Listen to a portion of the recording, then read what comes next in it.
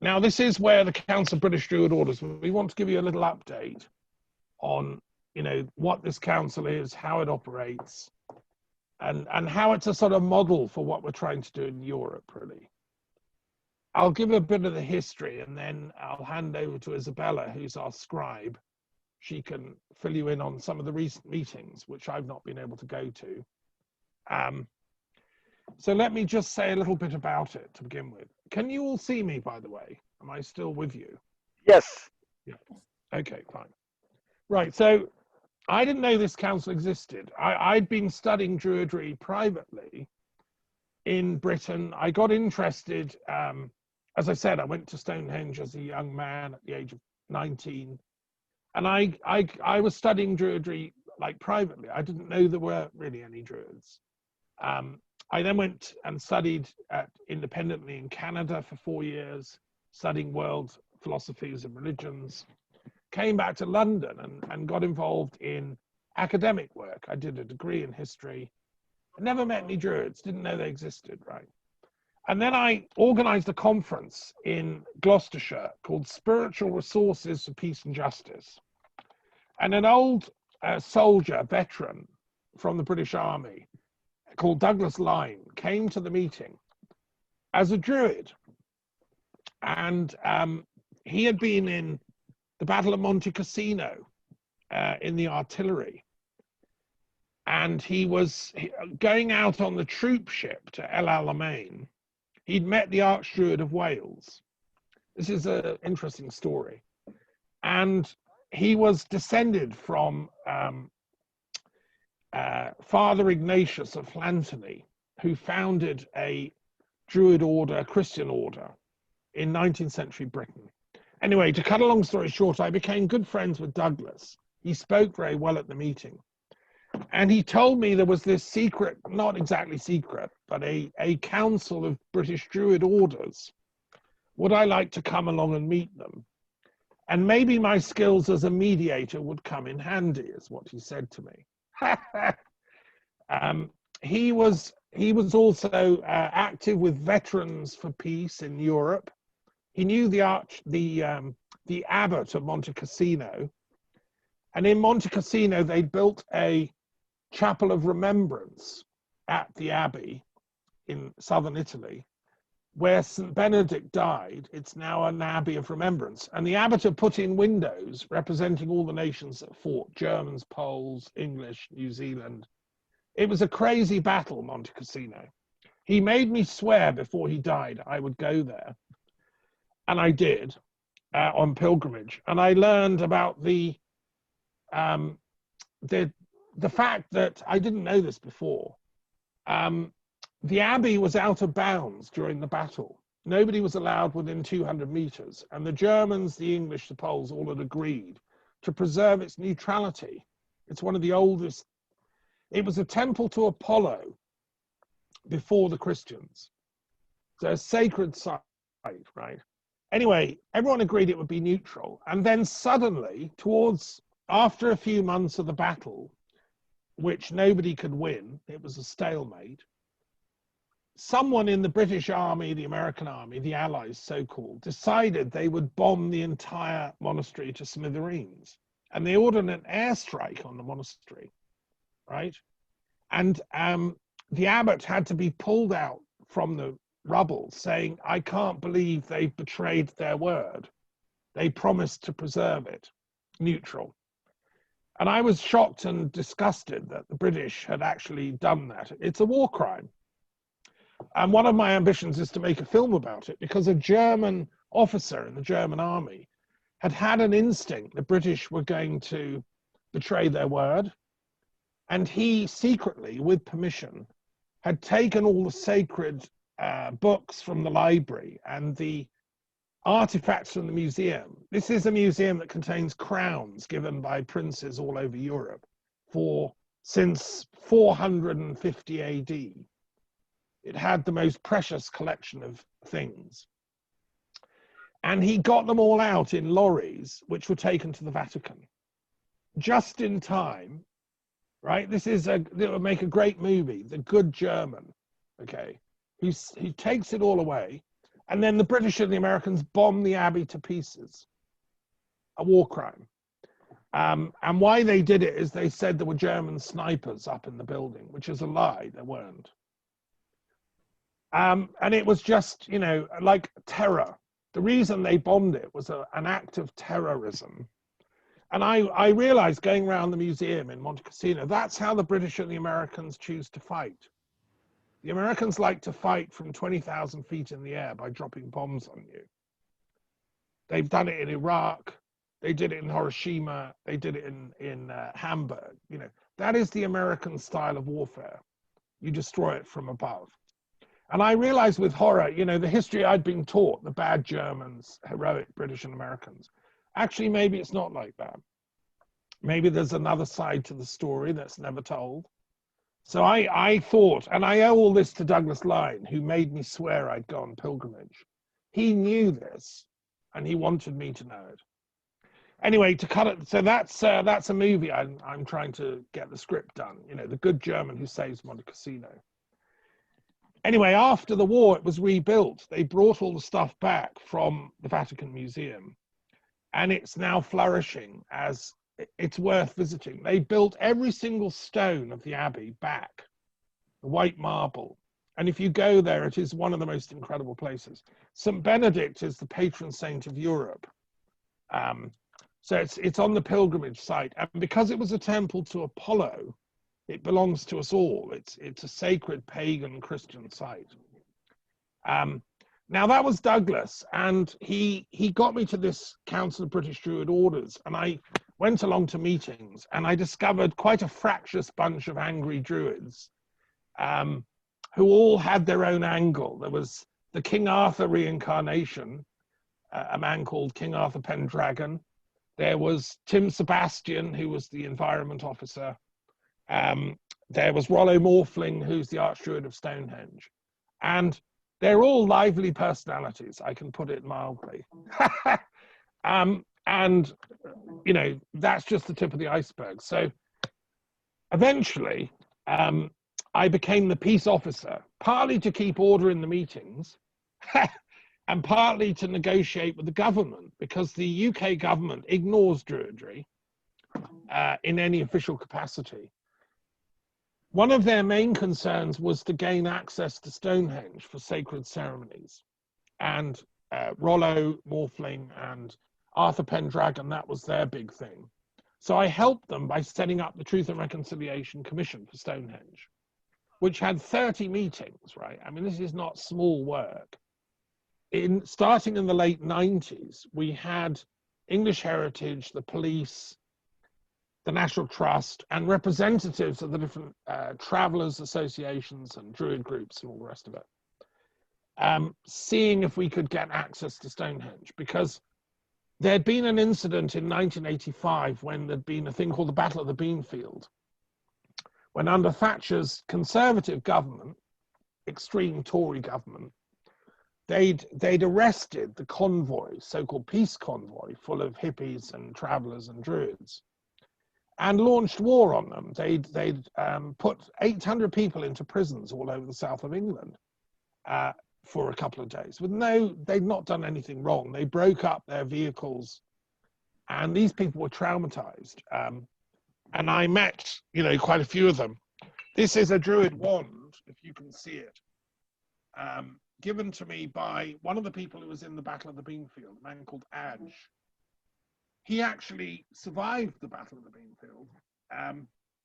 And because he had a big Druid staff, he told me he'd managed to like knock down a couple of policemen. He then fled underground across the fields all the way to Ireland. And he's been in exile in Ireland ever since. He gave me this wand. It's made of oak from Ireland, and it has a snake coiling up. So this healing between the police and the state, what we're talking about is the British state versus the local indigenous cultural people, the Druids, the pagans, the hippies, whatever. I was at the time doing a PhD in interfaith peacemaking. So obviously this is a case that I wrote up. But I have to say, I sided with the indigenous people. I sided with the Druids, not with the British state. And I do think the British state has got totally out of hand. If it can do that to its own people in 1985, if it can join America in dropping bombs on Iraq and invading a sovereign country on false pretenses in 2003, if it, et cetera, et cetera. So, anyway, eventually I became peace officer to the Council of British Druid Orders, which I still am. Now I'm watching the British state, like, effectively trying to renege on its agreements with its European neighbours. So my setting up a European Council of Druids is, what I'm trying to say here is the Druid tradition doesn't just belong to Britain. It's bigger than that. It's a European-wide thing. The British are part of that, but the Scottish people have their own independent cultural heritage. And I've met many Druids in Scotland when I lived there for 7 years, also in Wales, and of course in Ireland. So to say that in Ireland, I've been several times and set up the Irish-British Truth and Reconciliation Commission, modelled on the South Africa Truth and Reconciliation Commission. It seems to me that Brexit threatens the Good Friday Agreement politically. I went to Ireland many times. I met Irish Druids from both south and north of the border. And one of the reasons I think Druidry and indigenous religions are so important in Europe is they make a mockery of later wars. I've just finished a history of the 30 Years' War in Europe, a detailed 600-page history book. Catholics and Protestants fought each other to death. From a Druid perspective, it was stupid. Like, they're like kids. And in Ireland, the Catholics and Protestants were still fighting the 30 Years' War. They didn't know it was over until the Good Friday Agreement.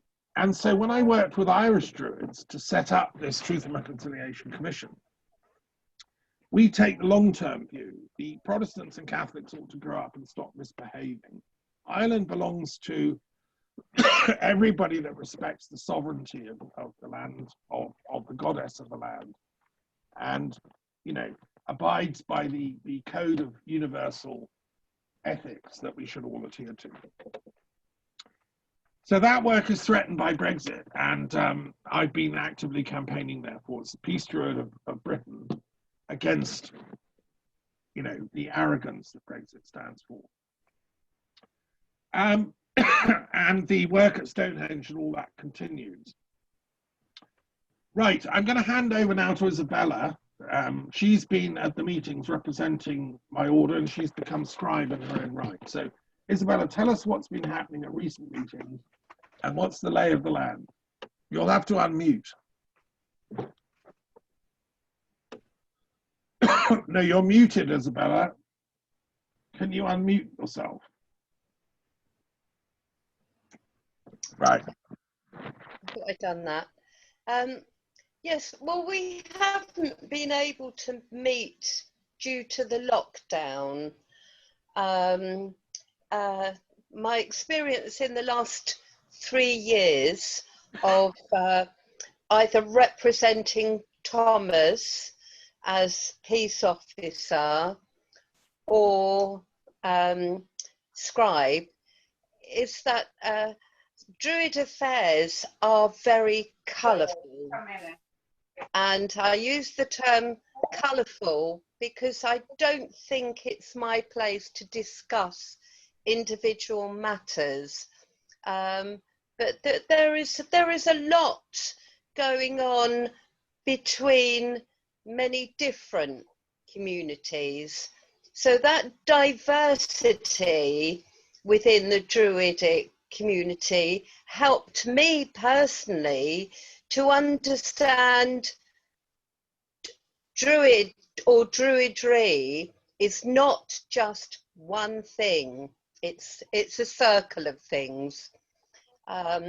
So we are currently considering having a meeting like this, where we don't have to physically meet.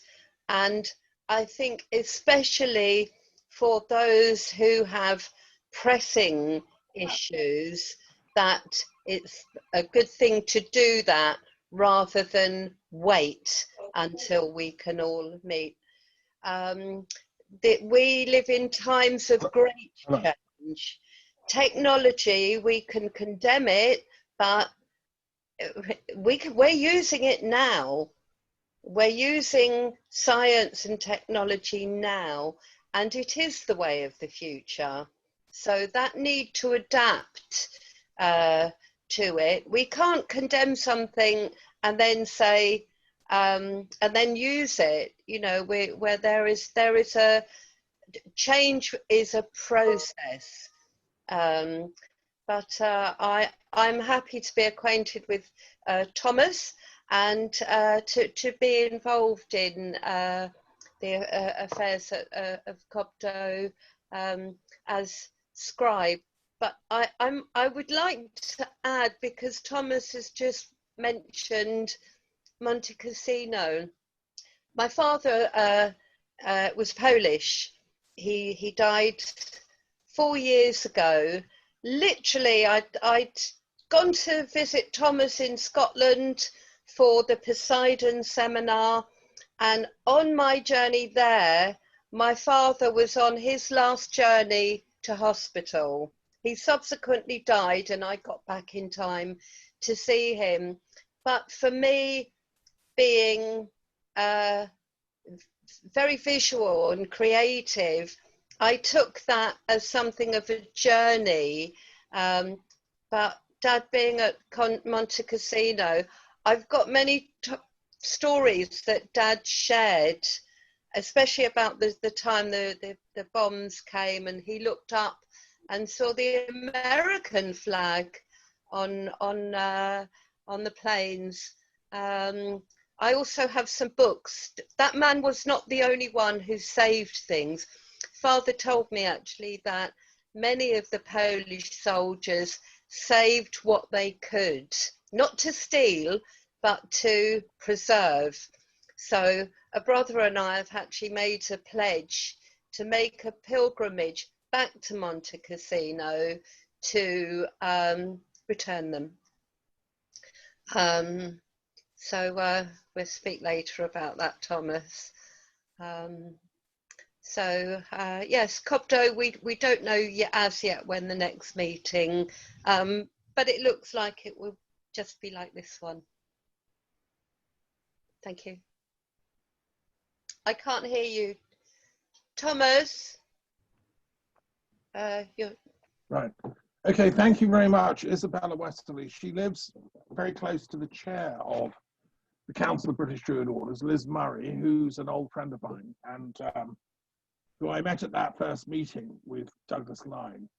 And so we'll stay in fraternal relations. You know, as we build the European Council of Druids, Bards and Poets, we can, you know, we'll always be part of Cobdo and they'll be part of us.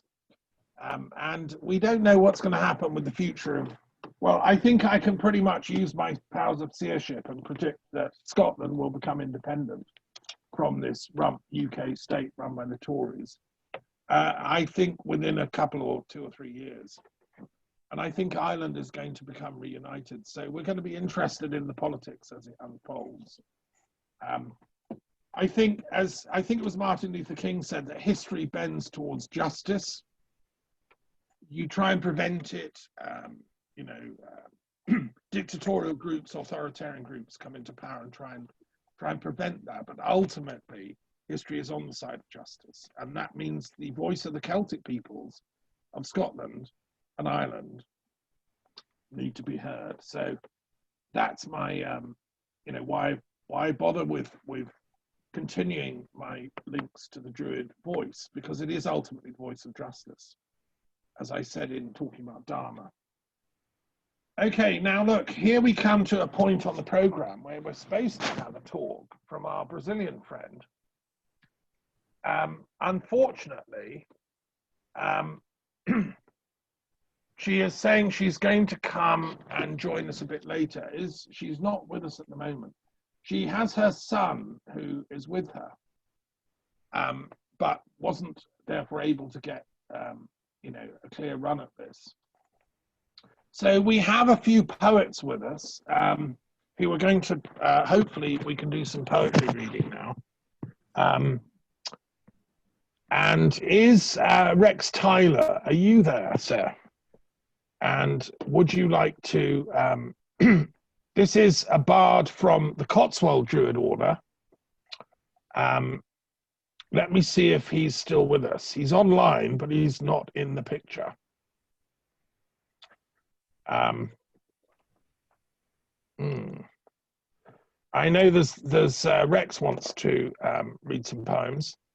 And does anyone else have a poem to share at this point? Oh, Rex, you're back with us. So, Rex, can you introduce yourself? You'll have to unmute first.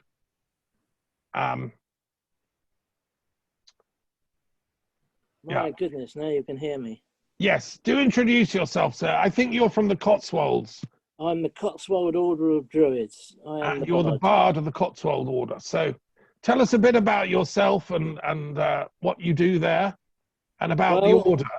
Well, the Cotswold Order is a very fine outfit. We meet mostly at the Rollright Stones during the Sabbats, and at the winter solstice and the summer solstice, we meet at Stonehenge. And then at Imbolc, that's in February, we meet at Clearwell Caves. So we are quite an interesting order. We've got about 40 members, and I try to teach them in rhyme and with some humour, and we have a good time. We mustn't forget a little humour. No. So and Veronica Hammond is your archdruidess, is that right? Yes. Yes. And the Cotswold Order sits on the Council of British Druid Orders. So I've known Veronica for 20 years or so. Have you? Yeah. You are fortunate, and so is she. We've been very unfortunate in the sense that we haven't been able to, like most people, we haven't been able to meet. We would have been at the summer solstice. Well, we would have been at the summer solstice at Stonehenge, but of course we weren't allowed to. Even Rollrights didn't allow us either. So it's a bit of a shame. And we all live quite a way away from each other in the Cotswolds. I live in the Chilterns rather than the Cotswolds, but even so.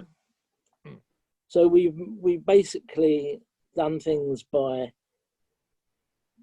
the computer, and I had private ceremonies ourselves.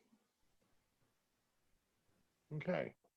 Can you just explain where the Cotswolds are to people from outside the UK that don't know? Where are they? I'm no... the Cotswolds, where are the Cotswolds? Well, I should know, but I know where the Chilterns are.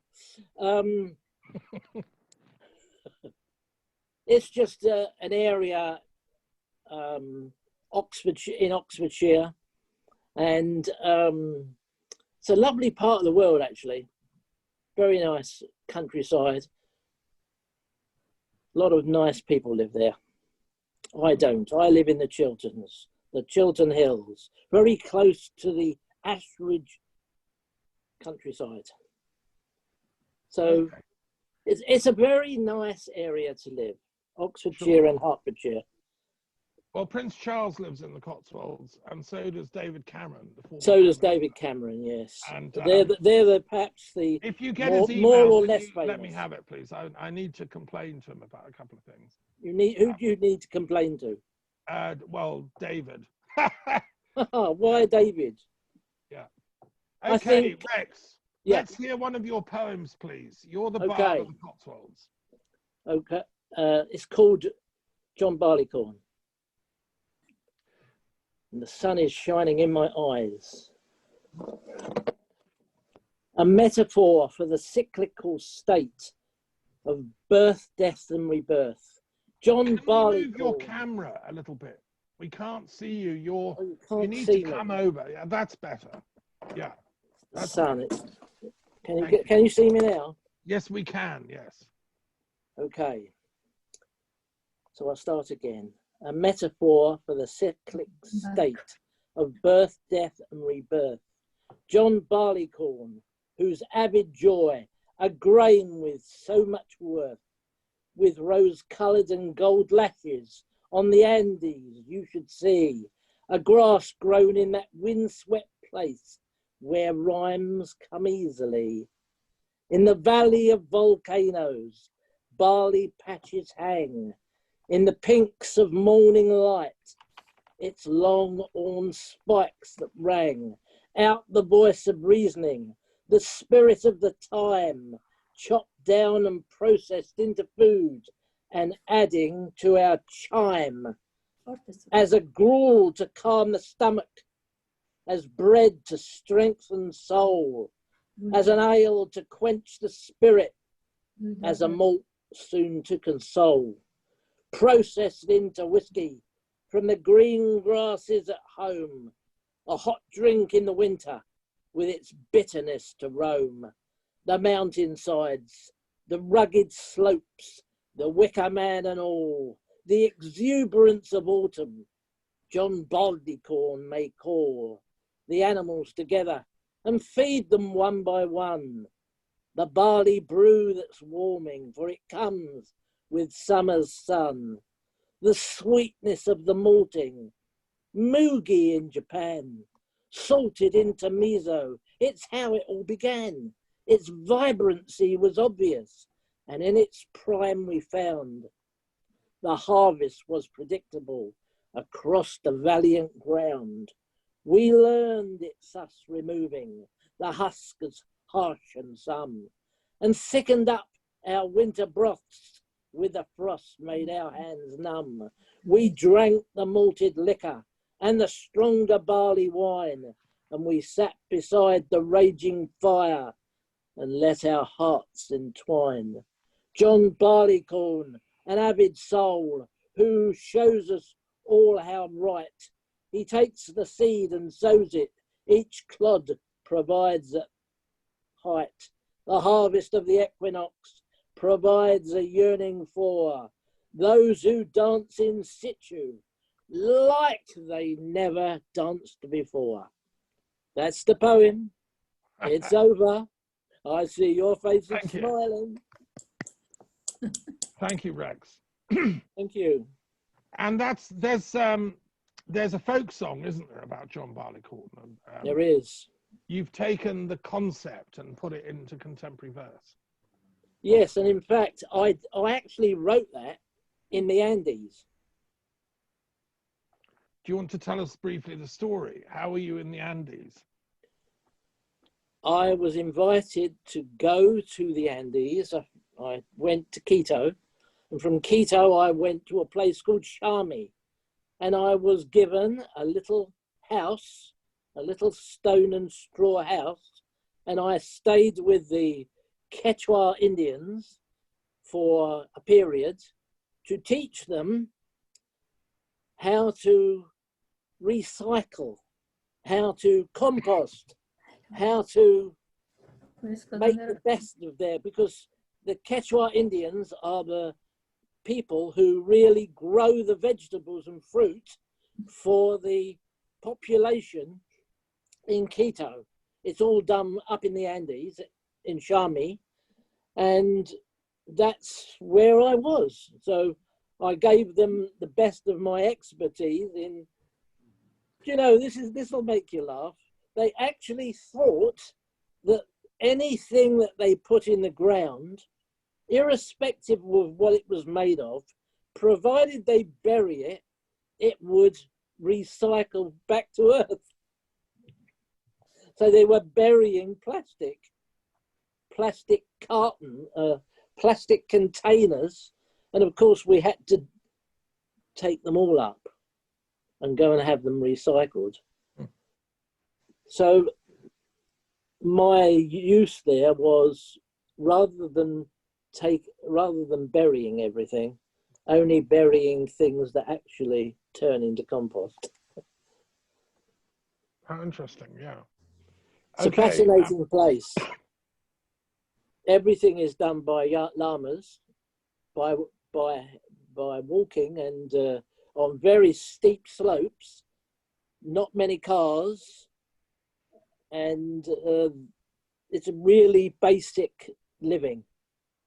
Eagles, llamas, music. Beautiful. Did you meet any shamans and discuss? I did actually. I didn't go along the ayahuasca, but I did meet some. I had a very amazing experience. I came back from Latacunga one night in a truck with a head man of the village, and it was extremely cold.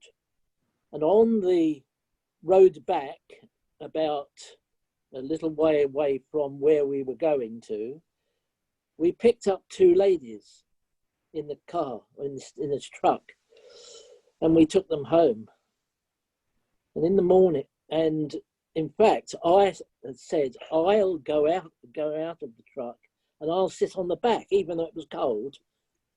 But these two ladies, actually, this little old lady, she sat between me and the other lady.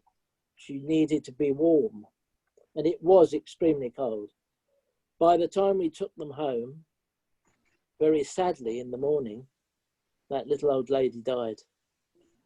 And so I met her one day, and I was at her funeral the next day. It's a very sad story, but this is how it is up in the Andes. Extraordinary. Beautiful spring-like weather during the day and freezing cold at night. Also, it's relevant to your poem because the Andes provided things like tomatoes, many of the potatoes, amazing amount of vegetables.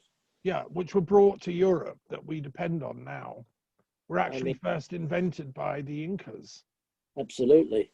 In fact, I think bananas and prawns are the main export now of Ecuador.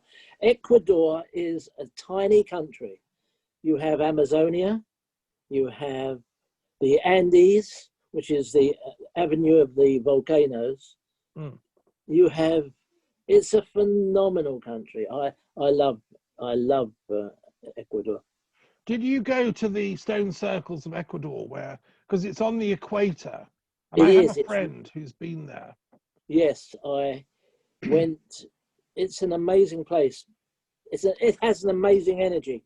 When we drove from Quito, which is high up, into Chami, into Riobamba, that's quite a distance, going down towards Peru, there are some amazing, absolutely amazing places that are off the beaten track. You wouldn't normally find them unless you were with the Quechua people. I mean, places like Latacunga and other places from Quito to Latacunga. Latacunga is almost entirely Quechua. So unless you are with the Quechua people, you're more likely not to have actually been there. So I was very fortunate because I'm a white man with the Quechua Indians. Yeah. Very, very fortunate. I think one of the things that the council can do, and that I'm looking forward to as we grow, is the indigenous cultures of Europe are very similar to the indigenous cultures around the world, in Africa, absolutely, in Asia, in Latin America, in the Americas. Yeah. And I think it's a peacemaking we need to do to heal Europe's karma of colonialism, imperialism, and so on. So important. The solution is to find our own indigenous wisdom traditions. Then we don't need to go out and conquer other people, the absurdity of it all, Absolutely. but conquer ourselves, you know. Exactly.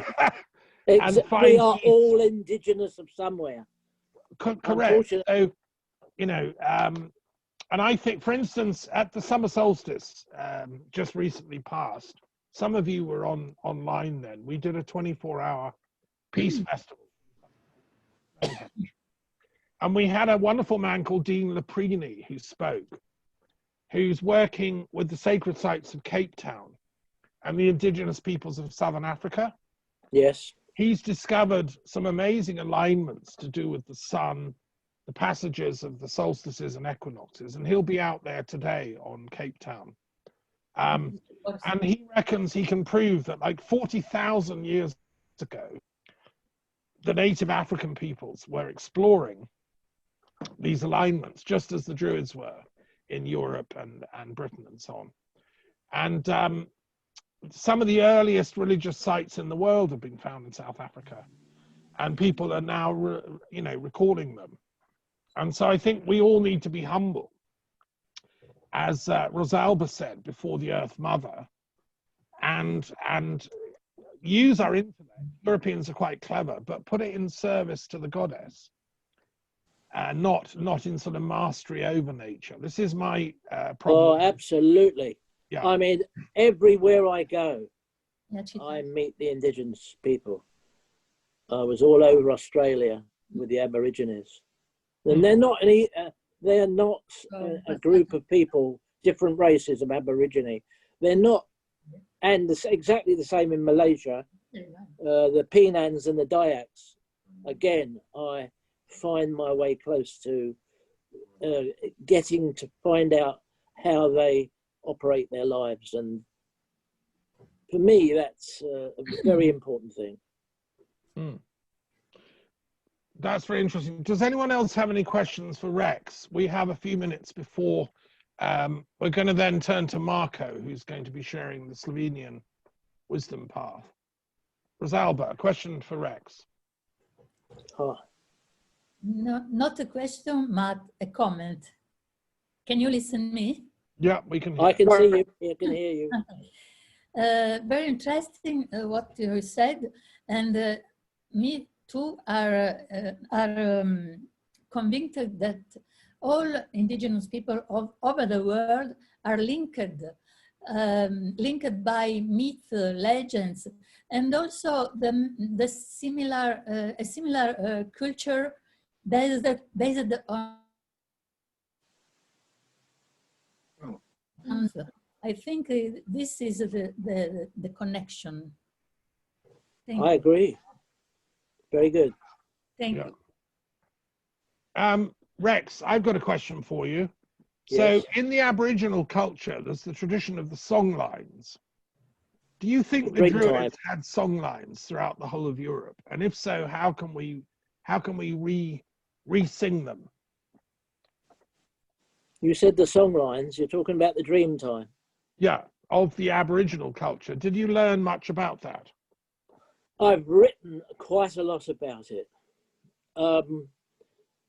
It's not easy because it is quite difficult to get interested. Oh, sorry, it's very interesting to get interested, but it's very difficult to get information from the Aborigines, actually.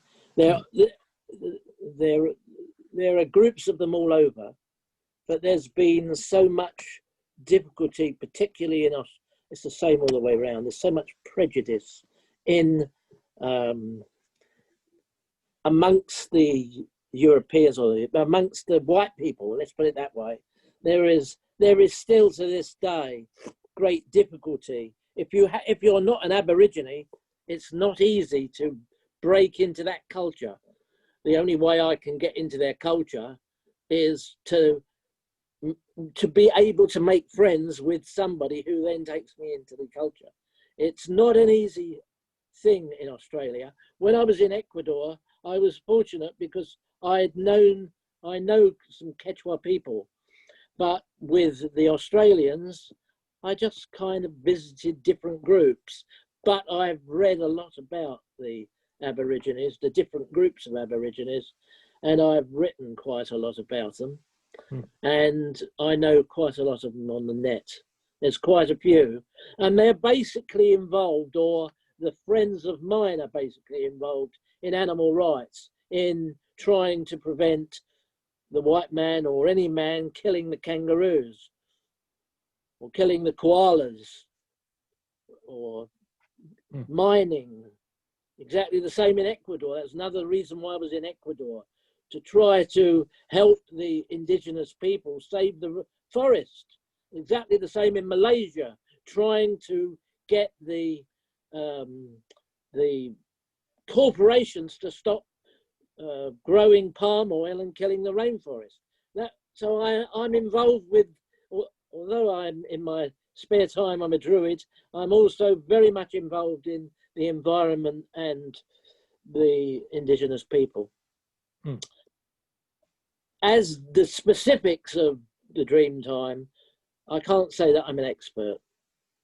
I write, definitely, but I don't know the ins and outs of all the stories.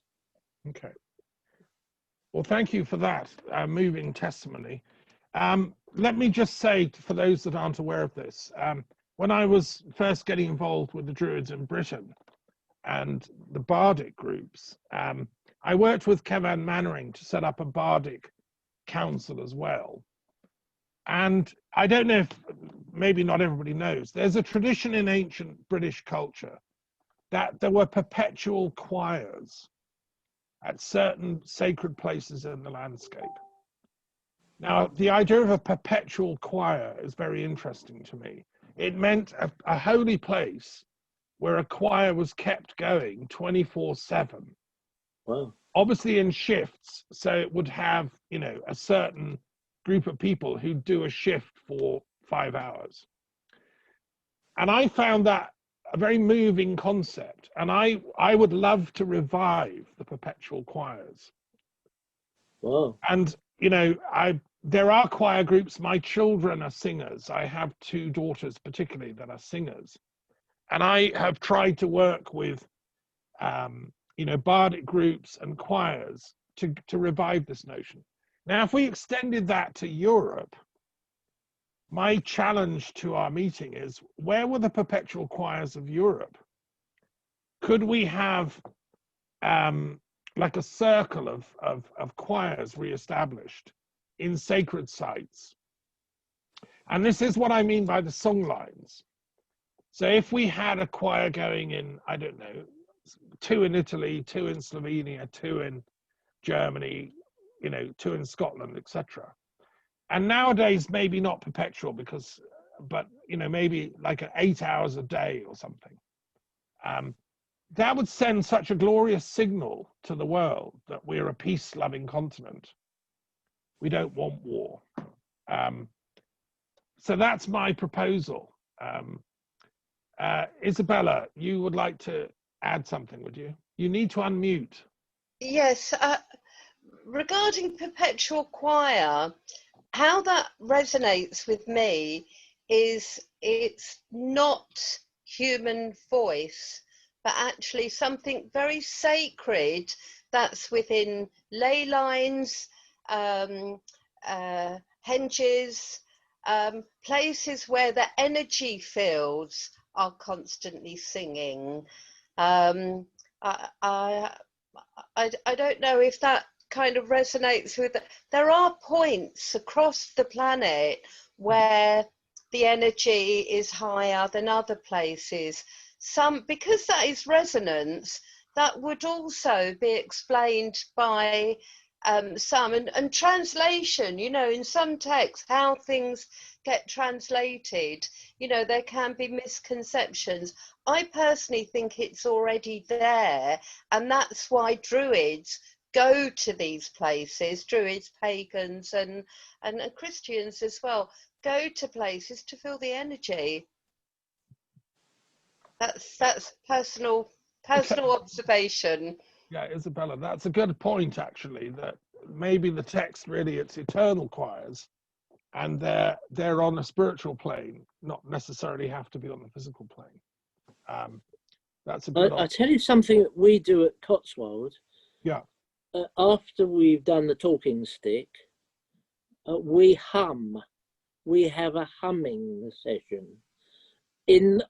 Particularly up on the hill in the rollrights, with the moles underneath our feet, we all hum as loud as we can, holding hands, and that resonation of 40 or 50 voices all humming as long as we can has an amazing feeling, not only in the environment outside, but in ourselves. It's a really healing kind of sound humming. So that's something we do. But as for choirs, I'm not sure. Have to look into it. Nothing is impossible. Well, there's quite a few choirs in Oxford. Yes. There are. My daughter's a member of a church in Oxford, you know, and they like singing a lot. I think that Apollo was the Lord of Song, and Apollo is the equivalent to Luke in the Druid pantheon. And, you know, the monasteries and choirs of Christian Europe took over, I think, from the pagan choirs. Yeah. And it's all one song. And that's where we have the word music, which is Yes. the work of the Muses. The Muses were the choir of Olympus, right? Well, as far as I'm concerned, they're still singing. It's just, can we hear them? You know, if we tune in. May I jump in here? Okay, it's Marko's turn. Marko is absolutely brilliant, on time. Hi. Am I online now? Yeah, it's your turn, sir. Go for it. You hear me? Yes, we can. Well, first of all, I would like to comment on the healing sound. Huh? Okay, do the comment, and then it's your turn. I met yesterday a German musician who just bought a castle in Slovenia in partnership with Mexican indigenous people, and they want to construct a sound healing institute in Slovenia. So just for information, we did link up, and I visited the castle, and we'll go on, and I will keep you in line with that.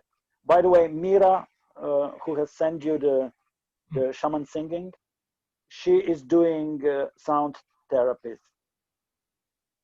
And these sound therapists with sound are backed by medical supervision and research, measurement, monitoring, so that we are keeping track on results. So that was just a comment on sound healing. Okay. Sure. Do you want me to very briefly introduce you, Marko? Come on. Okay, so Marko Hren is a spiritual elder from the Slovenian people.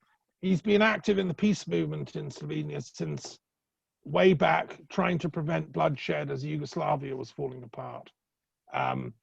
And he's an academic and a social scientist, as well as a scholar of religions. I met him first in India through a Jain conference on non-violence. Marko has been to meet Jain elders, as I have, Acharya Tulsi and Acharya Mahapragya, who inspired my work. And Marko also, we met there in Jaipur, I think, and we've connected up due to our mutual passion for non-violence and peace, and discovered we're both into the ancient wisdom traditions of Europe. I've always said the Jains and the Druids have much in common, and that for me, Druidry was like Europe's indigenous Jain tradition of non-violence, with specific teachings about mediation, specific teachings about how to diffuse anger, conflict, and so on. So Marko is a kindred spirit, a spiritual fellow traveler who has been active in advancing the work of pagan indigenous faith traditions in Slovenia. And he'll tell us hopefully more about that, and knows an awful lot of people in this work, not just in Slovenia, but all over the world, actually. So we're delighted to have you with us, Marko. Thank you for joining us. Thanks, Thomas. The pleasure is all mine. Huh?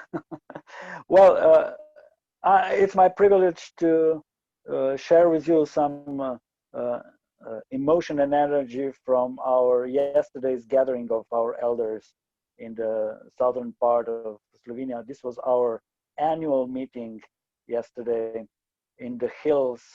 Actually, this is the venue is very near to my father's birthplace, so I was in terms of energy completely into it. So I'm sending you greetings from the group, and hope you will catch some vibes from the meeting. We had a thematic discussion after our annual meeting, and the discussion was on exactly what you have been mentioning before, the role of technologies, the fact that we need to communicate now over Zooms and Skype, but we met in real, in a wonderful autumn sunny day. Huh? So we were about 40 people. Our thematic discussion was strictly on COVID and influences on pandemia and technologies that we are using now. And I would like to jump in our today's conference with a poem at this stage. Namely, the word robot was invented by Slavic people exactly 100 years ago.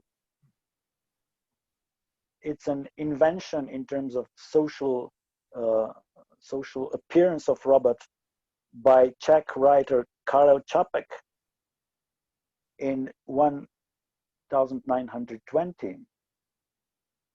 The reaction to his novel, which was discussing the first creation of RUR, Russman Universal Robot, the reaction of Slovenian intellectual and poet, a very young poet, was the following. I will read you his poem in English now.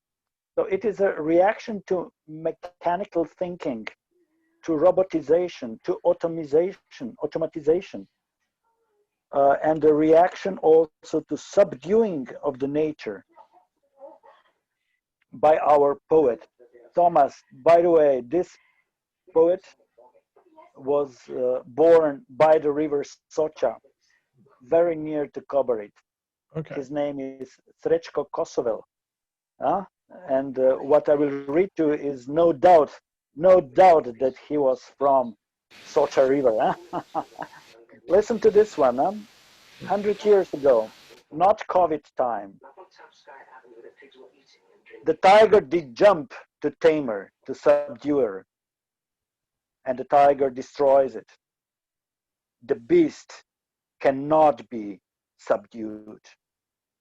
For the nature, there can be no training and no subordination. People cannot be mechanicized. You cannot treat people mechanically. There is no culture in mechanics. Do learn from this. Karel Čapek, the author of the robot word. From Homo nucleus, a human jumps 1,000 times stronger. The harmony is goodness. Step down from the stage, the dompter, the subduer. A human, this is a new word for new time. Destroy the factories of Taylorism. Destroy them. A man is not mechanic. So a poet goes into Taylor's economic logic, Taylorism, the efficiency of production. So this was a reaction of Slovene nature-centered poet from 100 years ago to hyper-production, Taylorism, and to subduing of the nature, which is, as you will all agree, as relevant today as ever. Concerning the technologies and spirituality, I would like to just as a reference point you to my last book on Industry 4.0 and Spirituality 4.0. It is available for free download at my webpage, www.upasana.si.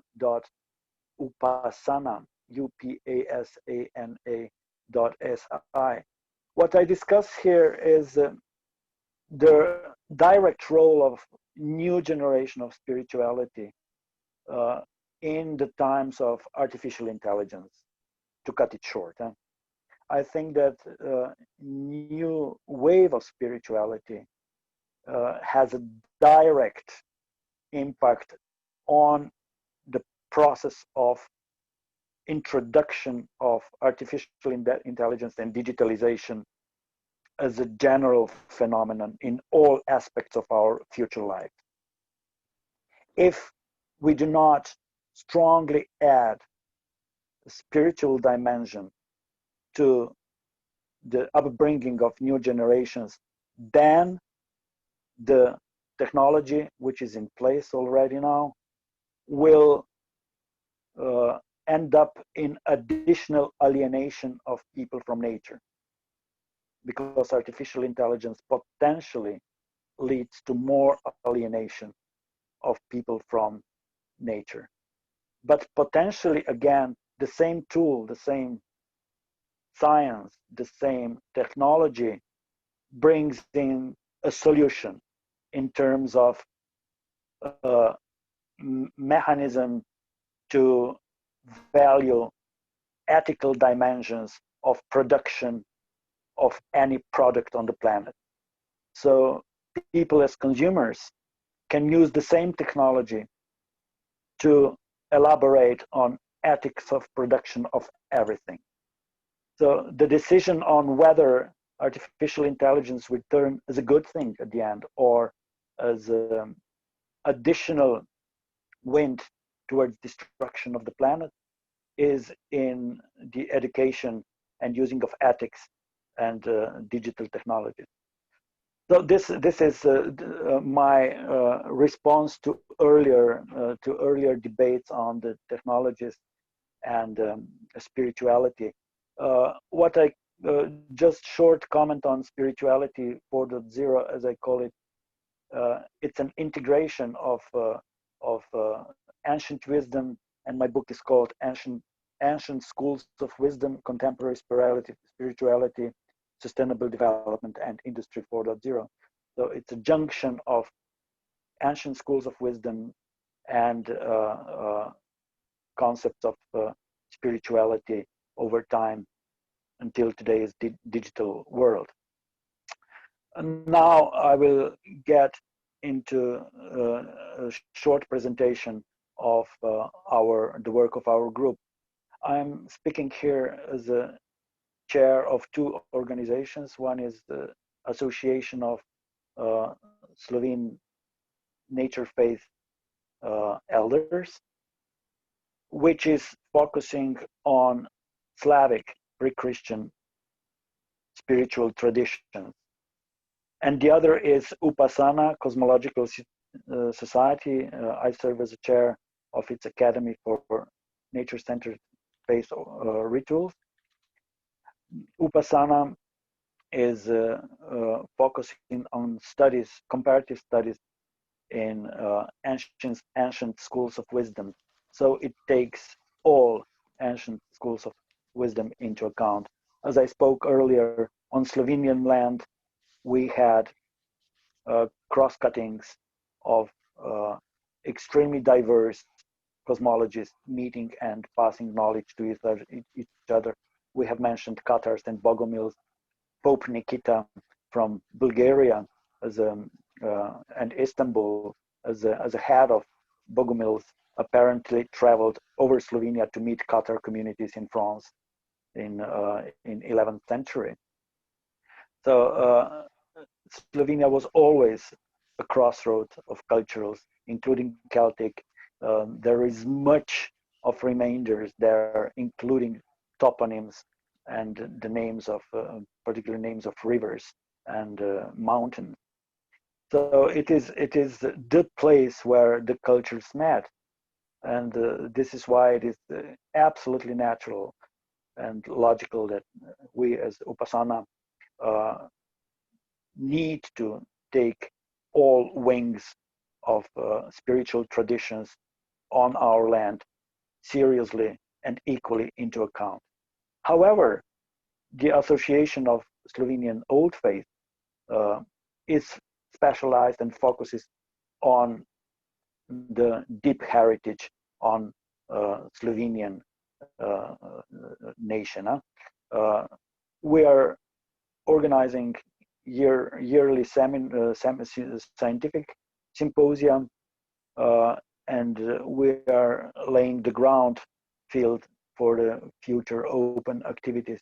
I must say that now, after 7 years of our public operation, we managed to prepare a good platform for our public action.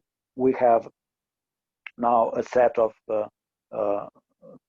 well-designed public spaces for rituals and gatherings in Western Slovenia, in Southern Slovenia, in Central Slovenia, in Northern part, and in Eastern part.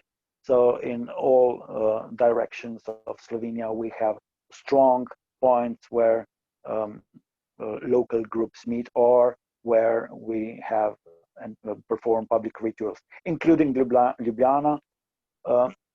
One of my recent books, the front page shows the lint tree with 12 stones by the Ethnographic Museum in the center of Ljubljana. I actually have an office 100 meters from this cultural place. This cultural place was where we have the Ethnographic Museum, and this shrine was Yugoslav military barrack, the headquarters of Yugoslav army before the dissolution of Yugoslavia, and has been transformed into a multicultural social venue of extreme importance. This project was under my initiative. I was chairman of the project for a long time. Now it's in place and it's functioning, so I'm basically visiting it as an elder under the tree. Huh? So our most important place of gatherings, however, is Kobarid, on the border line with Italy, by the river Socha, and Thomas was there. We until now have organized 3 scientific symposia with cultural events over there, published 3 consequent books. First year we planted again the tree. This was a traditional place of worship of the pre-Christian Slavic community. The tree, a new tree was planted, and stones were placed under the tree, and the spring water was revitalized. It is arranged now for visitors, and the second year it is on the front page of our symposia booklet, the spring water at that place. And last year, when Thomas was speaking in 2019, we have a book, digital and printed, with the sources from Italian archives, proving that there was an inquisition against nature faith elders in Kobarid in 2331. at that very place where we organize the event. It is an excellent venue for music and other performances. Thomas was there. He was telling poems. Now I met a mayor 2 weeks ago. We had a small event in Kabarit also this year. It was raining heavily, actually, and we met a mayor, and he's very strongly supporting the future international event that we plan. We plan to arrange that venue as a venue for cultural and other events. Utar would know that this place is at the very beginning of Sacraria, of the path to the memorial place of the First World War, where Italian soldiers are thousands of Italian soldiers are buried. So this is the biggest Sacraria of the after the First World War. It has immense value for peace building in the region, and this is why in future we will ally with the foundation Peace Path and expand the issue of rehabilitation of the old faith, of the traditional cosmologies and religions in Europe. Expand this issue with the 20th century wars and the future. So I agree completely with Thomas that we need to invest a strong effort into recovery of our original European indigenous traditions. I'm a Horizon expert. I do evaluations in European research framework, and we can all easily access databases on how much the indigenous traditions of Europe have been researched and put on agenda of European research. There is practically nothing in European research on Druidism and indigenous schools of wisdom. So that's one of the things that we shall promote jointly via our national representatives in European research era, the research into the roots of Europeans ourselves. So that's what our council absolutely shall do. So we are contributing a small piece into this puzzle. As I spoke earlier, in future we want to one more thing. Sorry, Thomas mentioned decolonization. I agree completely. Our symposia, 3 symposia until now, have been focusing on colonization of Slovenian land, which is total, religious, economic, political. And we need to actually work on decolonization of everything. Of course, it's some people think that it's more true for example, Australia, as was mentioned earlier.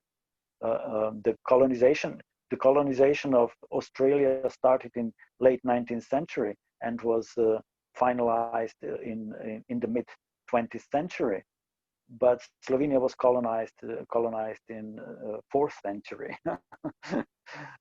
So the tradition of colonization and spiritual colonization and religious colonization is much stronger.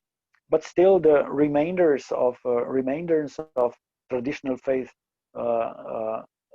were alive until 20th century. We are catching these traditions by the tail. Literally. The strongest hit against traditional faith was the First World War, and then the Second, and then the atheist paradigm sort of was not favorable for communities that still preserved the link to traditional faith. were not encouraged to do so. So for the last 10-20 years, there is a favorite atmosphere for those who treasure the knowledge to come up to surface. So that's actually what we're doing. We have, as I said, created first places of worship. There are enough books and scientific papers now to pin those places with strong information, also scientific input into it. So now we can perform internationally, and I think we are damn ready to host you. We plan, as I said, international conferences in future on specific topics. So this would be from my part, Thomas. Right, thank you very much, Marko, for your comments, and it's really just the tip of the iceberg. Marko introduced me to a chap in Slovenia who, can you tell us about this amazing chap that we met, who he has the authority to validate the different faith movements in Slovenia. I thought that was an excellent example. I wonder if there are people like him in other countries. Remind us what he does. Yeah,